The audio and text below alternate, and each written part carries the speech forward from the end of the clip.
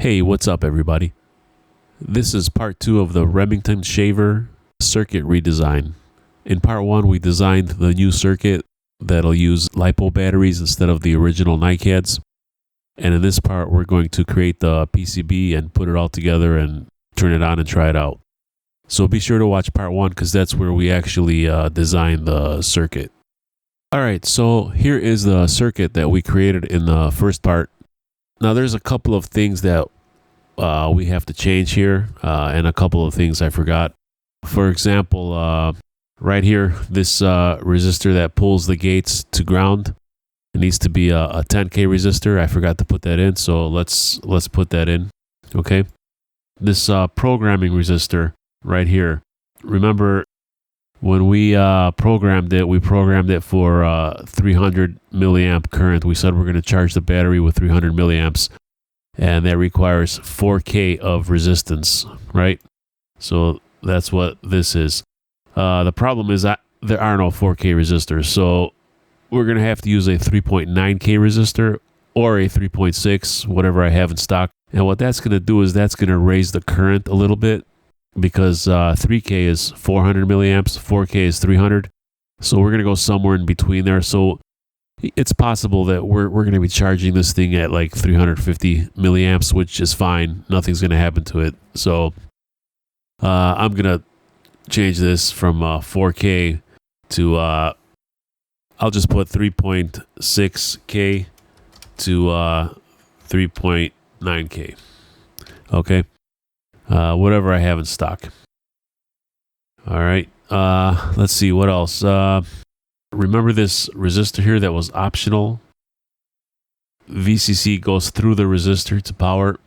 Okay, if we look at the typical circuit in the datasheet, here is that resistor and VCC goes through that resistor to power. But so do the LEDs. You see that? Okay, they don't go directly to VCC, they go through that resistor, and so does the chip enable pin right here. And in our schematic, our VCC goes through that resistor, but our chip enable and our LEDs go directly to 5 volts. So that has to change. They have to go, these three have to go right here before on this side of the resistor. So let's fix that real quick here. So basically what I'm going to do is I'm going to create a label right here. Okay, and I'm going to call it I'll call it VCC A, okay? And I'll put that right there. All right. Okay, and what's going to happen is these are going to go away. So let's delete those. And we're going to put that same label up here. And we're going to connect all these to that, okay? All right, that should work. And, oh, you know what? I'm just going to make this a 3.9K because I know I have a 3.9 somewhere. So let's just make that 3.9, okay? All right, so what we have to do now before we create the PCB is we have to make sure we have footprints for all of these. A footprint is basically the package of the item. So we have to assign packages or footprints to all of them. Now I'm going to use surface mount for all of these.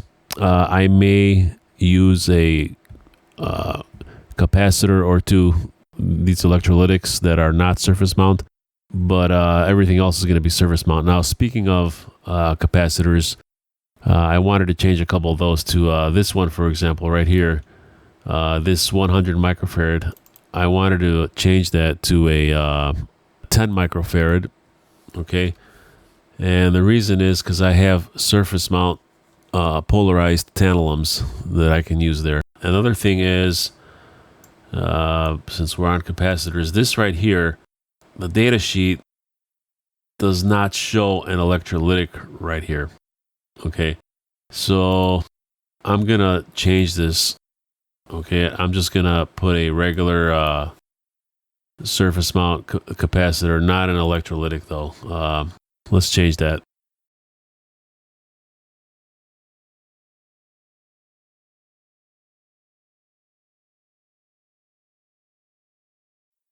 All right, that's done. A couple of other things I wanted to do is these diodes, I wanted to change them to surface mount diodes that I have in stock. All right, so I'm going to change this to 5819. I have some surface mounts 5819s that I have in stock. So this one too, change that to 5819. All right, I'm going to change this one too to that. It's the same as a N401, but that's what I actually have in stock. Let's see what else. I think that's it. Now we can just create the footprints. All right, let's start with resistor footprints because I know they're going to be all 0805s. So let's start here and let's go to footprints and resistors. Let's see, where's resistors surface mount? Okay, and there's two 0805s. Now I don't know what the difference is between these two. They both seem the same to me, so I'm just going to select this one, and that'll be it. Okay, and I'm going to copy it so I can paste it.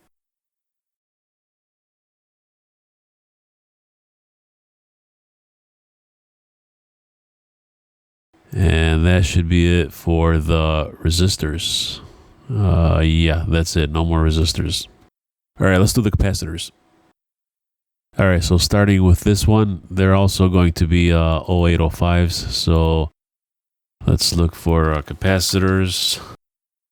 Where is it? SMD, here we go. 0805, that would be right here. All right.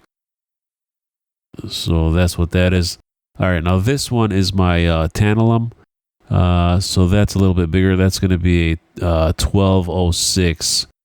1206 right there. Okay. And we'll set that one at 1206. All right, so we have our capacitor footprints and we have our resistor footprints. This, we said we're going to tack it across the terminals of the motor. So that's just going to be a regular ceramic capacitor. So let's do the diodes.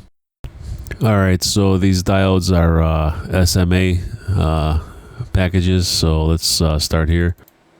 Okay, this already has something in it, but we don't care. Let's delete that. And let's go to diode, SMD. And where is it? Here it is, SMA. Again, we have SMA hand soldering. I'm not sure what that's for. I'm just going to select SMA because that's what they are. Okay. And I'll do the same for this one. And this one. All right. So now we have our diodes. All right. We forgot the LEDs. The LEDs are actually 0805 packages.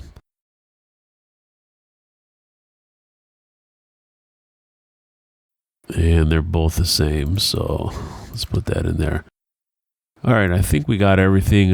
These transistors are already set up, SLT23s.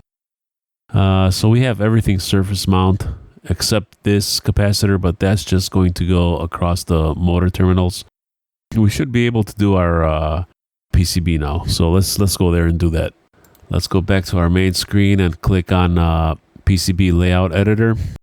Okay, and we are going to bring in our components. So we'll click update PCB from schematic, and we have errors U1, C2, and BT1.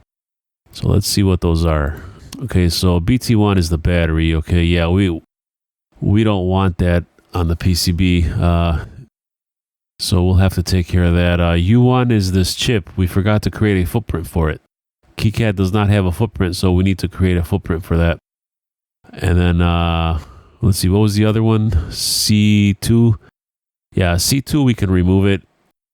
Actually, you know what I'm going to do is I'm going to tell KiCad not to actually place it on the PCB at all by putting a hashtag in front. Because remember, this one is just going to go across the terminals of the motor. So that should be good. So we have to create this this here. Okay, we have to create a footprint for that. Actually, let's do the battery first. So we don't want this battery on the PCB. So what we have to do is use the hashtag or the pound symbol in front, just like that. But we do want a connector for the battery. So let's add a connector for our battery. Let's go into oh, here it is.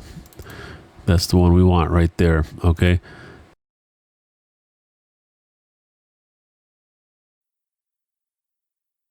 Now I could have created labels, but that's fine. All right, so let me annotate this again since we put something new on there. Okay.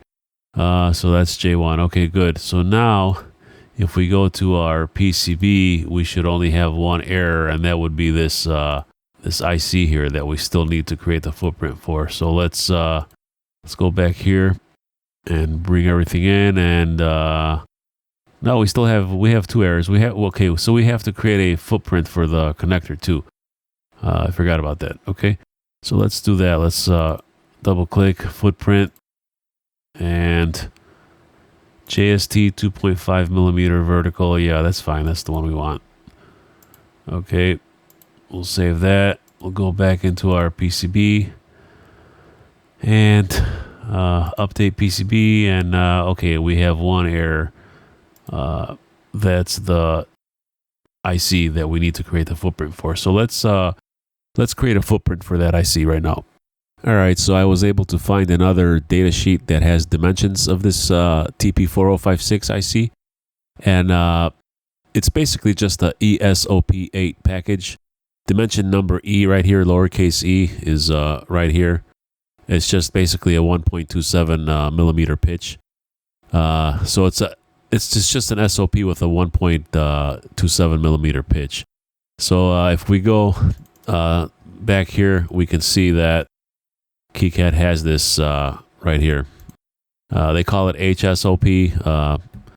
Whatever, it's the same package we need. So we can just select it, and we have our package. And now if we go back into the PCB layout, we should be able to bring everything in without errors. So yeah, 0 errors, 0 warnings. Okay, and we can just drop everything right here, and there's everything. Now we can create our PCB. All right, so normally I would position all the components and then draw the board around it, but however, in this case, we're going to have to draw the board first. And that's because we're trying to match the dimensions of the original board so it could fit inside the razor. And the original board has a lot of different angles and different sides to it. So it's going to take me a while to do that. So I'm going to do it off camera, but I'm just going to show you really quick how I'm going to do it. So you would select the edge cuts to create your board. And then you would select this graphic line tool here. Okay. And start by drawing your first line, okay? And I'll just draw the top, okay? Hit escape when you're done, okay? Then draw the next line, okay? Escape. And now you want to select it. And what you have to do is you have to move it up until these two edges connect. And you'll know they're connected when you see a little circle right there. Okay, now these two sides are connected. So then you would draw another line, and you go all the way around until you get back to the beginning, and then you're done. Because you can't have any open loops in your board edge. It has to be, every line has to connect to the next line. So when you're done going all the way around, you have to make sure the last line connects right here to that. Okay, so I'm going to do it off camera, and when I'm done, I'll come back. All right, so here is the finished board. Now there's still one more hole I need to make up here for a post, but you can see all the different lines and angles and holes. These two are screw holes. This is a post hole. That's why it took so long. It took me about an hour and a half to do this, but it is a match with the existing board, and it should fit in the actual razor. Here is the 3D view. Okay, and that's basically what it's going to look like. Okay, so now we can start putting the components onto the board. All right, so I went ahead and made the hole for the center post right here. I made it rectangular. So let's look at the 3D view. And there it is. You can see it. Okay. Now, before we go putting components on here, I want to print it out and then cut it out and put it inside the actual razor and make sure the dimensions match up, the holes are in the right place, and that sort of thing. Let's do that now. Let me print this out, and then we'll go test it and make sure it fits. All right, so here's our board next to the original board, and they look like they're about the same size. The screw holes are in the same spot. The posts are in the same spot. So it looks like it's going to work. Let's see if it fits in the actual case. Okay, so let's just put it in here. And yeah, it fits pretty good. There's the posts, screw holes line up. And I think it's going to work. And here's the switch. Okay, so this is on off. So that's off, that's on right there. And these are the contacts. So what we're going to have to do is on the bottom of this board, we're going to have pads just like we do on the original board. Those pads right here, it goes this way. And we're going to recreate those pads down here so the switch can make contact. So the copper will be on the bottom. This will be a single-sided board since I'm making it at home. And the top will just be the silk, and the bottom will be the copper. Okay, and here is the actual material that I'm going to use. Okay, this is pretty good material that I buy it from the same seller on eBay all the time, and I'll let you know who that is. But it's going to go, we're going to cut out the shape, and it's going to go right here. And then the battery is going to mount on top like this. Here, let me show you. Okay, the battery is going to mount. It's going to get hot glued right there or something like that. And it's going to plug into right there. And then all the components and the copper will be on the bottom of this board. And now we have to make the LEDs match. Here's the diffusers right here. So the LEDs have to be in line with those screw holes, the same horizontal plane with those screw holes. So we'll have to put those in the right position on this board. So here is where I get my boards from this seller right here, ABC Fab. The quality is really good. It's better than those Chinese ones you get on AliExpress and even eBay. The price is pretty good also. All right, we're going to place the components on the board now, and we are going to start with the LEDs, the charging LED and the standby LED. Those have to be in a specific location because the actual case has diffusers for those LEDs. So we'll start with those since we know where they're located. But before we do that, I just want to show you one thing really quick here. Let's say I put this battery connector here, and then let me grab one of the LEDs. I'll grab D5, for example. Okay. Now, what I want to show you is if we go into the 3D view, you notice that the battery connector is on the top, which it should be because the battery is going to go right here. But these LEDs are, remember we said these are going to be all surface mount components, and the copper layer is on the bottom. So this LED and all the other components need to go on the back side of the board. Okay, see, here's the copper. So in order to switch these components, when we place them on the board, we have to select it and press the F key on the keyboard. And now see how it changed color? Now it put it on the other side of the board on the bottom layer. So let's take a look at the 3D view and see how it's gone from here. And it's on the bottom layer where it should be. So for all of our surface mount components, when we put them on the board, we're going to select them and click the F key on the keyboard to flip the component. That's what the F key does. All right, let's grab the other LED also. It should be somewhere here, right here, D4. And let's move that onto the board.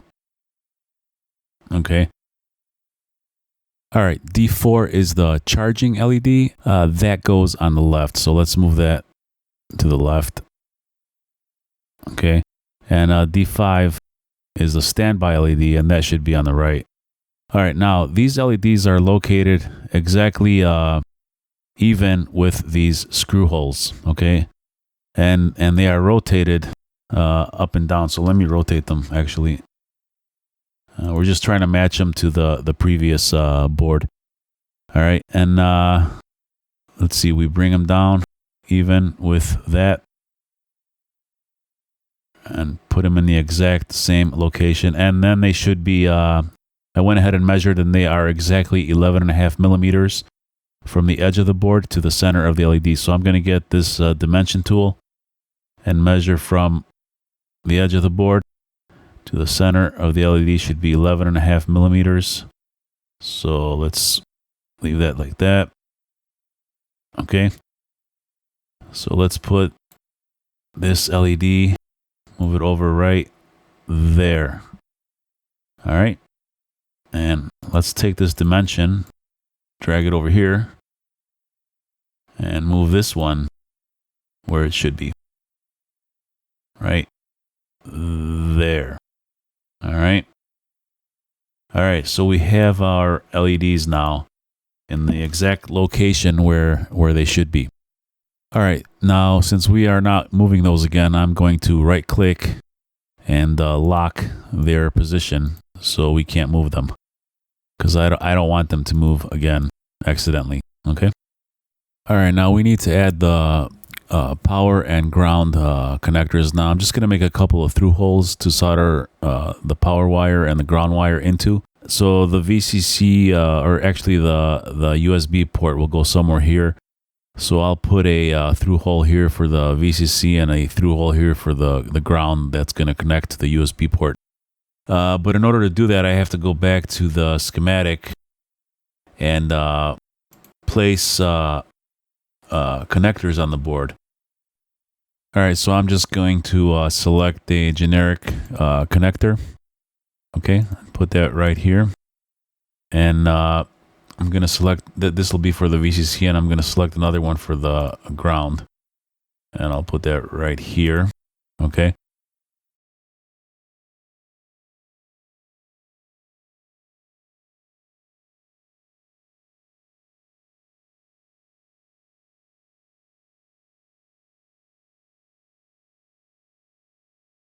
All right, I'm going to change the footprints of these so that they're just holes. So let's do that. Let's go back to our PCB now. All right, and let's click Update PCB from Schematic. And it's saying that it's going to add the two new ones. Okay, Update, Close. All right, here they are right here. All right, now let's see, we'll put the ground on the other side here. And we'll put the power on this side. All right, now I'm going to get rid of these this text down here because it's kind of annoying. So let's see, it's yeah, FFab. There you go. All right, let's look at this 3D now. Yeah, that's good. This is where the power is going to go, and that's where the ground's going to go. So, and then this is for the battery here. All right, so that's good. All right, so now we can put the rest of the stuff on there. All right, I'm going to bring in the rest of the stuff and do all the routing offline because this video is getting way too long. And when I'm done, I'll come back and explain what I did. All right, I finished the PCB design. Let's go over it really quick. Now, I had to create a couple of through holes here for the motor to connect to for the ground of the motor because it has two wires, a ground wire and power wire. So let's go over that really quick. So here is the motor, right? And one side connects to the other side of the switch, MS2. The other side connects to the ground. So I had to create two connectors right here, just like we did with 5 volts in the ground. I had to create two connectors so I can put them on the PCB. And that's what these holes are right here. All right, so this whole copper port area here is MS2, right? It's this side of the switch. And then this copper port right here is MS1. and that's this side of the switch. Okay, so what happens basically is our switch goes right here, right? So this side of the switch is always connected, and this side of the switch will be somewhere in between here until we switch it on. Then it'll go into the copper area, MS2. So that's this switch right here. Okay, so that's how that works. All right, let me show you how I did these copper pours really quick. Basically what I did is I clicked on add filled zones right here. Now there might be a better way to do this. I'm not a KiCad expert. I've only been using KiCad for a couple of months now. Normally I use Eagle or Proteus, okay? But I'm trying to switch to KiCad. So basically you select add filled zones and then you start drawing the shape, okay? And now this is going to pop up. It's going to tell you to select your net. So this is this net is MS2, so we'll do that one for example. So select MS2 and then uncheck this box. If you keep this box checked, you can only do horizontal, vertical, and 45 degrees. I want different angles in here, so I'm going to uncheck it. And then click OK. And then just start drawing. And I'll try to make it almost the same. Okay. And then you always want to finish where you started. Okay, and it's kind of hard to get it right on there, but okay, there it goes. All right, so that's how I made the shape. And now what you do now is you just take your, your track, let's say this one, and route it to it. Yeah, actually, it's not going to let me because I can't go off the board. But you would just route your tracks to it, the MS1 tracks, okay? And then once you're done with that, then you right-click it and go to Zones, Fill, and it'll fill it and make it look solid color. In this case, it didn't fill it because there's nothing connected to it, but, that's how you would do it. All right, so another thing I had to do is, because this is a single-sided board, I had a lot of tracks overlapping, like right here and right here, so I had to go on the other side of the board with a jumper. Now there's no copper on the other side of the board, but I'm gonna put I put vias and I'm gonna put a jumper there, so we can look at the 3D view of it. So right here, okay, here they are. There's 1, 2, 3, 4, 5 of them, and you can see here. That's where the vias are. So from here to here, and then from here to here, it should be connected. From here to here, same thing, and here to here. And the way to connect that is to put a jumper here, like a piece of wire or something on this side of the board, and just solder it on the bottom side. So that's what those are for. Okay. The other thing is I changed my tracks to 25, at least 25 mils, 0.65 millimeters, because I am doing this at home, and I want to make sure they're big enough so I don't run into any issues. I think that's it. Now what I'm going to do is print this out like we did earlier, and make sure it fits, and make sure these LEDs line up where they're supposed to. And we have to make sure that the switch is making contact with these pads when it's supposed to. So let me print this out right now. All right, so here are the switch contacts right here. And right now it's in the off position. Now if I turn it into the on position, it goes up like that. And then in the off position, it goes back down, okay? And now what we want it to do is when it goes up, so in the off position, it's going to be right here. When it goes up to turn on, it's going to go up there and go into the copper area. So let's see if that works. Okay. All right, so if you look at here, you can't really see it, but here is the switch contacts right here. Here are the switch contacts. So right now it's in the off position and they are not making contact. You see that?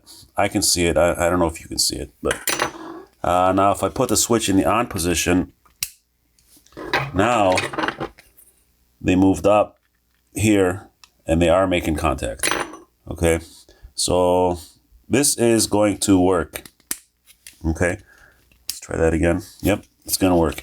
And then as far as the LEDs go, the LEDs are right here and right here, and those should match up with these diffusers here. Okay, and let's see if I put that in there. Yeah, it looks like they're gonna be right on where they're supposed to be. Okay, so that should work. So let's create the board and put it all together. All right, so I printed the board out again on semi-gloss photo paper, and what I did is I cut out an actual piece of the PCB that fits, and I had to sand it down a little bit using 500 grit paper, and then clean it up with some acetone. Okay, now you have to do that because you have to get all the oils out and all the dirt off, or else this will not stick to that. So what we have to do now is take this ink and transfer it onto there. Okay, and this was printed on my laser printer. Okay, so now what we're gonna do is we're gonna take this without touching it. We don't want to get fingerprints on it, and we're gonna lay it up on top so it's directly over the board. Okay, just gotta make sure we get it right where it's supposed to be. Right there should be okay. Okay, now once that's on there, we're gonna take some tape. Okay, push it down and stick the tape on it so it stays in place. And we're gonna put one on each side. Okay, just like this. Okay, all right, so now that we have that, now we're gonna put it through a laminator, and what that's gonna do is take the ink off the paper and transfer it to the PCB. So let's do that now. All right, so I have this Scotch laminator that I bought on eBay about 3 or 4 years ago, and now this laminator has been modified to get really hot.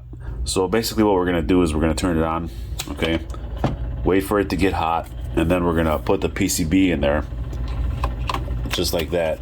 Okay, just drop it in and let it go through. And we're gonna let it go through around 25, maybe 30 times, okay? And then after that's done, the ink should be transferred onto the actual board. So I'll come back when that's done. All right, so we put it through the laminator, okay? And now we're gonna soak it in water for a while. And the reason we're doing that is because the paper is stuck on it now. So we're gonna soak it in water and then try to peel the paper off slowly. And hopefully the ink will stay on the actual board and not on the paper, okay? So let's see what happens. All right, let's see if it worked. Sometimes you have to repeat this process. It doesn't always work, but yeah, see, some of the ink stayed on the paper. You see that? Some got transferred, okay? Some of it got transferred to the board, and some of it is still on the paper. So we're gonna have to clean up the board with acetone and do the process all over again. Sometimes you gotta redo it more than once to get it right. All right, so here is the board with the toner transferred to it. It took me a couple tries. Now you can see here these black dots, okay? And what happened is the toner actually didn't stick here. The ink came off. So I had to go over it with a Sharpie. And now you can do that because the Sharpie is just, you're just putting ink back on it with a Sharpie. But it worked, and now this is ready to be dipped in ferric chloride for the etching. So we'll do that next. All right, guys, so I got my ferric chloride solution here sitting in there, and I got my circuit board right here. I put a piece of tape on it so I can dip it and bring it out. And what I'm gonna do is open this up. Okay, it's kind of hard to do it with one hand. Okay, I'm gonna dip the circuit board in there, just like that. All right, oops. And then I'm gonna close it up. right. Just like that. And I'm gonna angle it a little bit so it gets the whole board.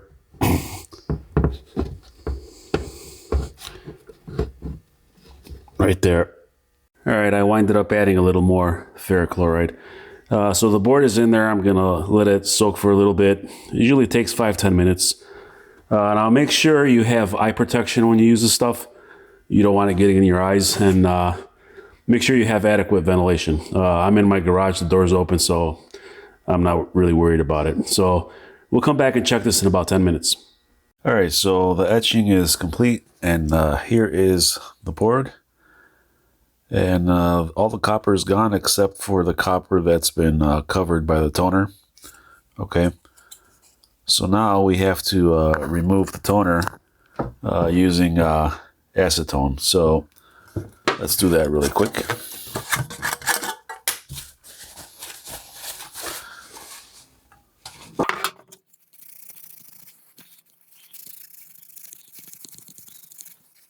Okay.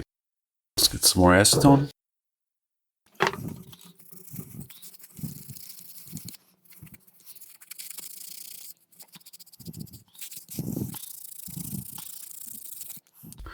Okay, I'll finish removing this off camera and I'll be back.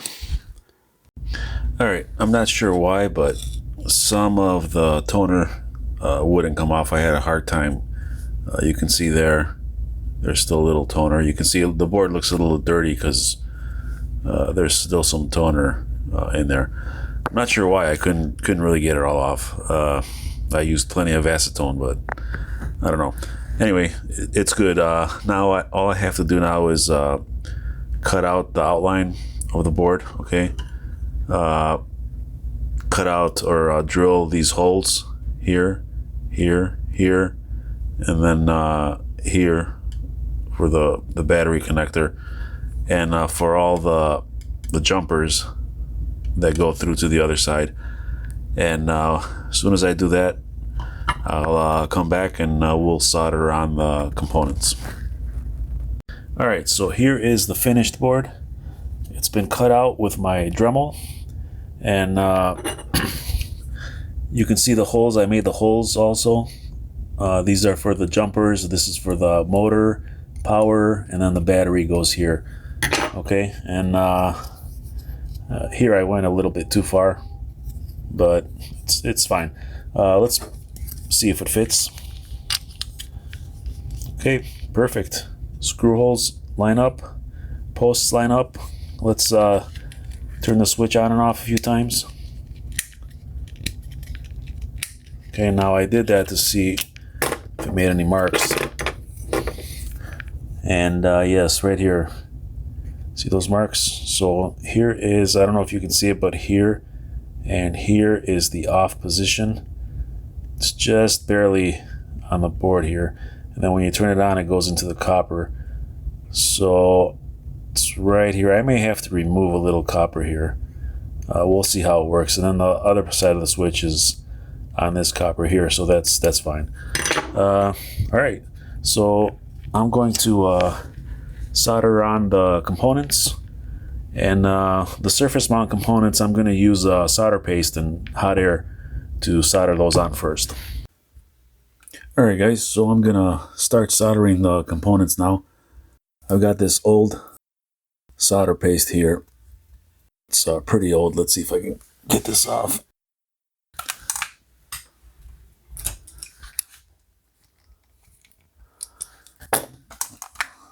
Now it's probably dry. Yeah, it's pretty dry, but I'm gonna mix some flux into it, bring it back to life.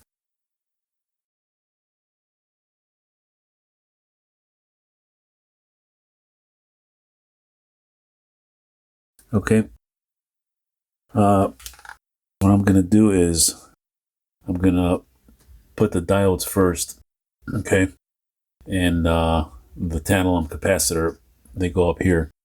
We'll start by putting some of this solder paste on the board.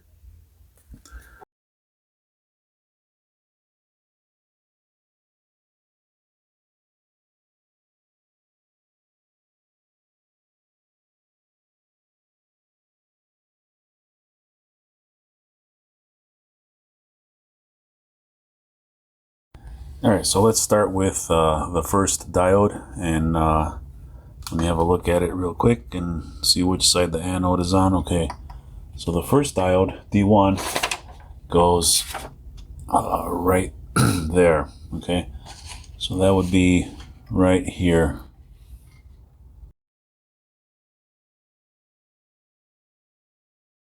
And let's get this tantalum. Now with these tantalums, the line is the positive side, so the negative side goes to the ground. So it's right here, and let's see, this, yeah, so this is the negative side, so I have to put it this way, right there. Okay, all right, now let's get the next two diodes. All right, this one goes here, that, and then this one goes here, like that.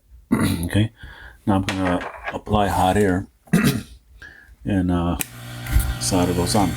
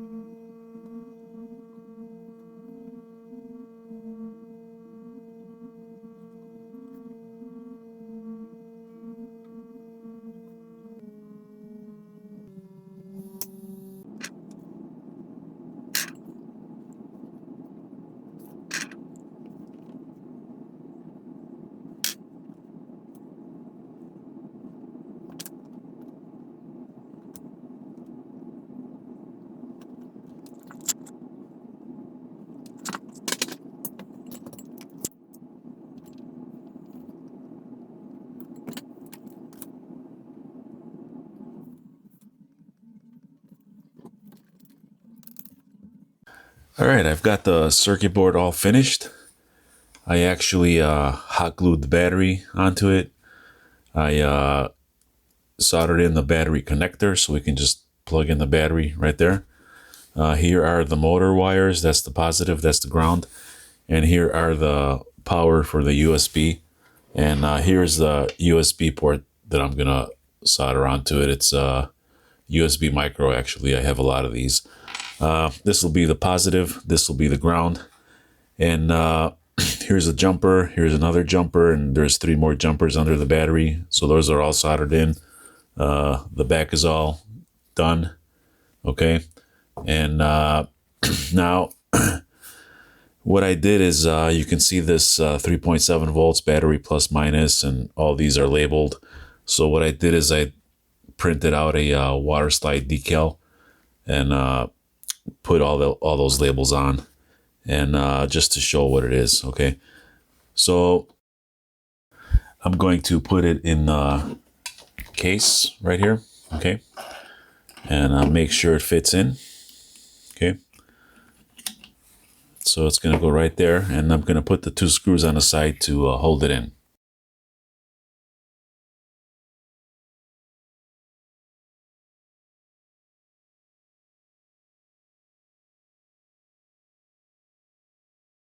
All right, that should hold the board in place. Okay, so now I'm gonna solder the motor wires. Now I'm not sure, but I think this is the positive here, the red one. So I'll tack that on there and tack this onto there so we can test it. All right, guys, I had to take this thing apart again because so I plugged it in, and the red charging indicator here that should have been on was not on. The green one was on. So I winded up thinking this chip was bad. So I winded up replacing it, and it did the same thing. So then I looked at my LEDs here, and now pin 7, which is this pin right here, is the charging indicator, and you can see here it goes through the resistor into this LED. Okay, but the charging indicator is on this side, so it should be going into this LED right here. So bottom line, I got the LEDs backwards. The schematic is correct, but when I put them on the PCB, I put them backwards. So the only way to fix this is I'm gonna have to cut these traces here and here and crisscross them. So as soon as I'm done with that, I'll come back and we'll put it back together and test it out. All right, guys, I got it finished. I fixed the LED problem that we had in the front. I connected the battery right here. I hot glued it back in. I put the interference capacitor across the motor. And here is the USB connector. It's a USB mini connector. I think I said USB micro earlier. I meant to say USB mini. And I just put it around a rubber grommet. And once I put this on top, like this, it should hold it in place, no problem. Because this part will fit right into the groove there. Okay, so let's put it together now and try it out.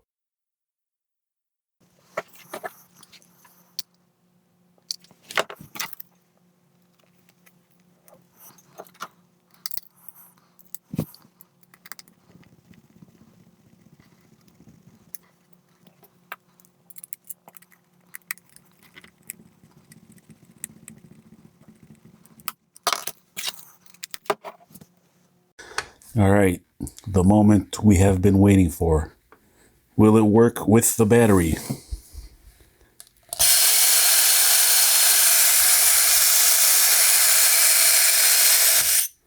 It works. Okay, so now let's plug it in and see if it charges. Okay, so I've got this 5-volt 1 amp adapter from one of my old phones. I'm gonna plug it in right here. Okay, if I can get it in there. Okay, and I'm gonna take the other end and plug it into here, and the red light should go on because it's gonna charge the battery. There we go, it's charging the battery. All right, now what I want to do is I want to put this in there to see what kind of current it's drawing. So let's get that and put that in here. All right, so put that. let's see, there, and we'll put this there. Okay, so right now it's charging the battery at 140 milliamps. Okay, now what I'm gonna do is I'm gonna let that go, and it should go down to 0 when the battery's charged. And when it goes down to 0, this green light will turn on and the red light will go off. So I'm gonna leave this alone for a while and come back and check it in a few minutes. All right, so it's been 15 minutes and we are down to 50 milliamps. So it's almost done. When it goes down to 0, this light should turn green. One thing I wanted to try is I wanted to power it up while it's plugged into USB. What should happen is this red light should stay on, because it should be able to run the motor and continue charging the battery at the same time. So let's see. Yep, see that? Okay, now it didn't affect the charge at all because it was all USB for that power. All right, so that's good, that works. So we'll let this charge and we'll come back. All right, guys, we're down to 20 milliamps. So any minute now, it should go to 0 and this light here should turn green and the red one should go off. So I'm gonna let it go and we'll just sit here and watch it, and I'll put it on a time lapse so I don't waste your time. All right, guys, so of course my camera would die when the light turns green. I knew that was gonna happen. So the light turned green. It is fully charged. So this thing is working the way it's supposed to. Now I want to show you something. If I turn this on, because it's plugged into USB, the MOSFET gates are off. Okay, the MOSFETs are off. So this should remain green, because if I turn this on now, the power should come just from the USB. Okay, see that? It's staying green. Okay. Didn't draw any power from the battery. Now, I don't know if you noticed, but this flicked on and off when I turned it on. I suspect that's because the motor has a high current. It's a brushed motor, so there's a lot of current that flows in when you first turn it on, and that takes power away from the IC. So the LEDs go off for a second, split second, and then once the motor gets going, everything goes back to normal. And I just remember, if you're doing this this type of thing, remember this is unregulated. So make sure you use a 5-volt adapter, because we did not put a regulator in here. Okay. All right. So I think that's it. Thanks for watching, and let me know if you have any questions or feedback. Just leave it down below.